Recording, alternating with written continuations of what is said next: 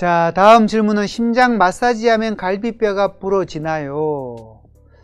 아마 CPR 요즘 많이 우리 교육도 받고 있고, 제 환자들 중에서도 얼마 전에 오신 분들 중에 이 여러가지 심장마비가 오는 상황인데 아주 재수가 좋은 분들이 있습니다. 저녁에 공원에 가서 이게 뛰고 있는데 갑자기 심장마비가 왔습니다. 마침 뒤쪽에 뛰던 분이 대학병원에서 근무하는 의사 선생님이어서 이 심폐소생술에서 살아온 분도 있고요. 이 지하철에서 심장마비가 왔는데 그날 마침 그 칸에 차를 놔두고 출근하시던 내과 선생님이 계셨습니다. 자, 그분 이 CPR에서 살아나서 멀쩡하게 퇴원을 하셨죠. 유명한 일화 중에서 미국 보스턴에서 이 올랜도로 가는 비행기에서 80대 할머니가 심장마비가 왔습니다. 비행기에서 방송으로 기장이 혹시 탄 승객들 중에서 의사 선생님 계시냐고.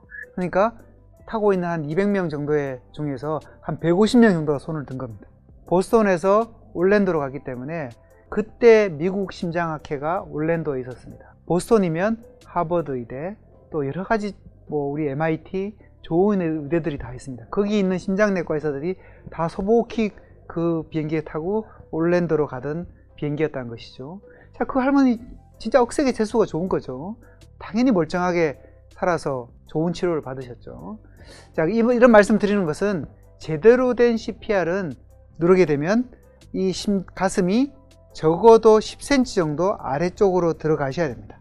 이 갈비뼈가 붙어 있는 상태에서는 이게 제대로 들어갈 수가 없는 거죠. 첫 번째 우리가 압력을 줄 때 대부분 우리가 복장뼈라 그러죠. 가운데에 있는 뼈에서 갈비뼈가 이렇게 붙어 가는데 이 갈비뼈 연결 부분하고 이 복장뼈는 거의 부러진다고 보면 됩니다. 제대로 된 마사지를 하게 된다면.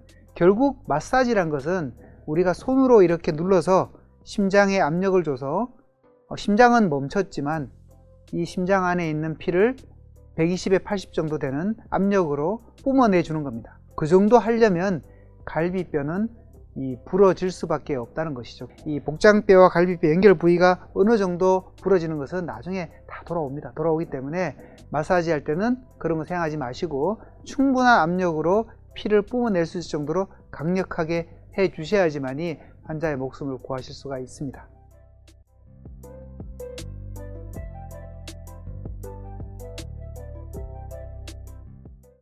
자, 다음 질문은 인공심장 박동기에 대한 질문이네요. 참 재밌는 질문입니다. 인공심장 박동기를 가지고 있는 환자인데 EMP 탄이 터지면 저는 죽는 건가요? EMP 탄이란 게 그 전자기 탄 그거 아닌가요? 터지면 주변 전자기기를 다 먹통을 만들어 버리는 거. 이론적으로는 가능성이 있습니다. 이 자기장을 형성할 가능성이 많기 때문에 사실 우리가 인공심장 박동기를 했을 때 이 MRI 같은 그 자기장이 강력한 자기장이 있는 곳에 들어갈 때는 반드시 그걸 조절을 한다든지 이런 것들을 하고 들어가셔야 됩니다. 자, 그런 걸 이제 이야기하는 것 같은데, 자, 한번 생각해 보십시오. 인공심장 박동기란 것은 다양한 모드가 있습니다. 그 다음에 인공심장 박동기를 넣는 이유도 진짜 많은 이유가 있습니다. 심장이 전혀 안 뛰기 때문에 들어가는 경우도 있고요. 뛰기는 잘 뛰는데 이 심방과 심실 사이에 부조화가 있어서 제대로 연결이 안 되기 때문에 하시는 분도 있고요. 또 너무 부정맥 자체가 여러 가지 다양한 부정맥이 나오기 때문에 일정한 속도로 계속 뛰게 해서 다른 부정맥이 안 생기도록 하는 목적도 있고 여러 가지 목적으로 이용하게 되는데, 근본적인 것은 제가 학생들한테 이야기하고 맨날 이야기하는 게, 드라마나 이런 데 보면 주인공이 죽는 역할이 나오는데 갑자기 그 심전도상에서 이 모니터에서 삐 하다가 삐 되는 경우, 이런 경우 거의 없습니다. 그렇게 되면 제일 흔한 원인, 연결된 리드가 떨어진 경우가 제일 많습니다. 자, 그건 뭐냐면 사람이 심장이 멈출 때 정기적인 신호가 완전히 없어지지 않는다는 것이죠. 그 다음에 어느 정도 심장이 늦게 뛰거나 이럴 때 문제가 생기게 되면 가장 기본적인 심장이 살기 위해서 뛰는 어떤 정도의 거는 거의 다 나옵니다. 단지 이제 증상이 생긴다는 것이죠. 심장은 뛰기는 뛰는데 충분하지 못하기 때문에 어지럽다든지 쓰러진다든지 숨이 차다든지 이런 증상이 생기기 때문에 박동기를 넣는 경우가 대부분이고, 완전히 심장이 안 뛰는 경우, 그런 경우는 거의 없다는 겁니다. 그래서 EMP탄이 터지더라도 그게 딱 터지면 대부분 심장 박동기가 만일에 멈추더라도 자기 자체의 심장의 어떤 기능이 어느 정도는 유지가 돼 있기 때문에 시간이 지나고 난 뒤에 박동기가 작동할 때까지 견딜 수만 있으면 충분히 살 수가 있는 거고요. 심장 박동기가 대부분 내 심장의 100%를 다 띄워준다, 그렇게 생각하지 마십시오.